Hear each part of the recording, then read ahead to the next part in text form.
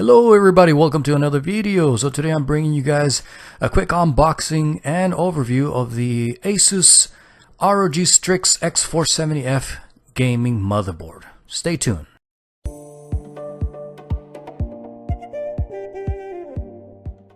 Alright guys, so without wasting any time, let's go ahead and get this thing opened up and look at the accessories that are included with the motherboard.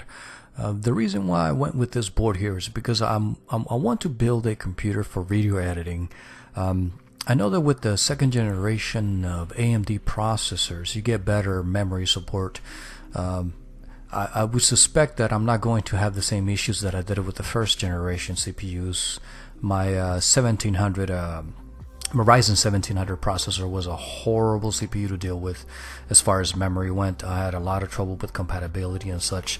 So, after that experience, I just, kind of wanted to stay away from AMD CPUs. But I heard a lot of good things from the second generation AMD CPUs, so here I am giving it another shot. Hopefully this time I'm not so disappointed. But anyway, so here we have your SLI high bandwidth bridge for a dual graphics card setup. That's something that I wouldn't recommend, but hey, to each their own, so I will leave that one up to you.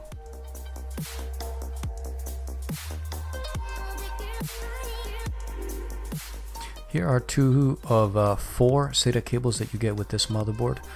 You get two of them at a 90-degree angle, as you see here.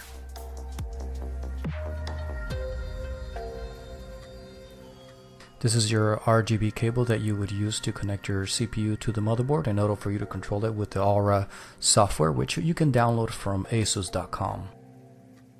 Here you also get some zip ties for doing a little bit of cable management to keep everything neat inside of your case, and also your second pair of SATA cables. These are your M.2 slot screws. You don't want to lose these here, so keep them with the box. That's what I would recommend. As well, included, you get your ROG stickers. What kind of motherboard would this be? Or high-end motherboard would this be without stickers, right? So here you have them. We'll go ahead and get creative with these. I don't know where exactly I'm going to stick them to. I'm not a big fan of stickers, but I'll find a place for them. And also your gaming notice, door thing that you can put on your door whenever during your gaming sessions and whatnot. And here is your manual and CD with the drivers, which we're not going to use. We're going to go to the ASUS website and download the latest drivers. So yeah, these are all the accessories that you get with this motherboard. So now it's time to look at the board itself.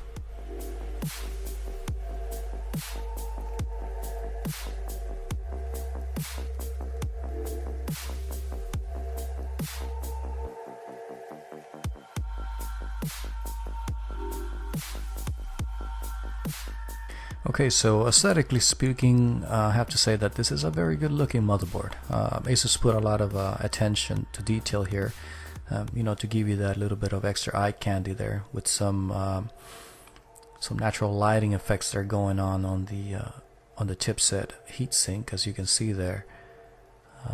I like the matte black that they use on the PCB, as well as also the writing you see there. It looks like some Chinese type of writing on there, I'm not sure. But there's your 8-pin power connector for your CPU up at the top left there. You also get two fan headers here, one for CPU, one for the pump, as you see in there at top right. You also have your debug LED lights up there. You have one more fan header here, your 24-pin connector there for your motherboard. Here's your front panel USB 3.1 port. It's the first time I see one of these, believe it or not. And your 4 DDR4 memory slots supporting up to 3600 MHz on a second generation Ryzen CPUs. Here you have one of two M.2 slots. These are PCI Express NVMe slots. And also here at the bottom you have your secondary M.2 slot. Also you get a total of 6 SATA 6 ports here on the side of the motherboard. These are at, as you can see, at a 90-degree angle there. And towards the bottom here, you have 2 more fan headers along with your RGB connectors for your CPU and motherboard to control with the ASUS software, which you can download from the ASUS website. Here's your USB 3.0 port connector, 2 USB 2.0 front port connectors as well, and here to the left you have your front panel audio connector. As well, you get an isolated PCB for your audio here. This is a Supreme FX with the audio codec S1220A for better sound quality and also high quality capacitors, as you can see there. And additionally, you get 2 more fan connectors here and an RGB connector. One thing that caught my eye about this board is the power delivery system. Here you have an actual 6-phase power delivery system using International Rectifier 3555. The International Rectifier 3555 has a current output current capability of 60 amps, like the 40 amps of the IR3553 used in other models. This means a stronger VRM for your CPU and other components. For those of you looking to doing some overclocking, this VRM should not disappoint, as you should get cleaner and more consistent voltage delivery.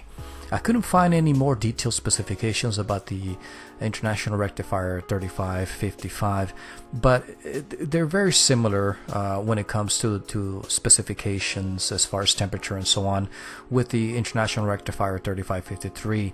By that I mean as far as temperatures. The internal temperature of the maximum operating temperature of the IR3553 is 150 degrees, but the recommended everyday usage for both the IR3553 and IR3555 will be 125 Celsius. That is without causing any running the motherboard or running the VRM at those temperatures without causing any damage. Another thing I want to point out is that ASUS decided to go with the 1mm thermal pad here between the MOSFETs and the heatsink. I wish they would have used a 0.5mm thermal pad so as to decrease the travel distance of the temperature to the heatsink, thus providing a better and more efficient cooling, in my opinion. But hey, I'm not going to worry about that too much.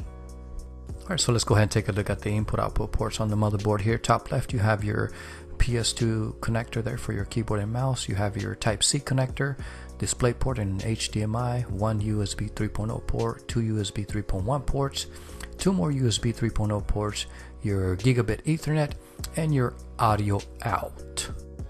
But anyways, all that being said, guys, I just want to say that this looks like a great motherboard. It's beautiful aesthetically speaking. On paper, it looks powerful. It sounds like the ASUS took the time and money to put in some quality components here to the power delivery. So I'm looking forward to doing some overclocking with this board to see what it's got. They also claim that this board supports up to 3600 megahertz memory. I actually have a kit here of 4266 megahertz by Corsair. So I will be testing this memory just to see how far I can push it. But that's all going to be contingent upon the type of processor I get, if the CPU memory controller can even take me that high. But again, we'll see.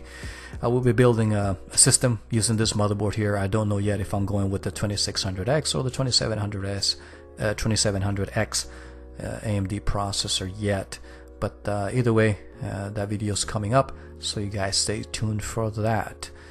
In the meantime, this is all I have for now. You guys take care. And also, before I forget, before I go, I almost forgot, I want to give a special thanks to all my subscribers. Thank you guys, Thank you guys for sticking with me and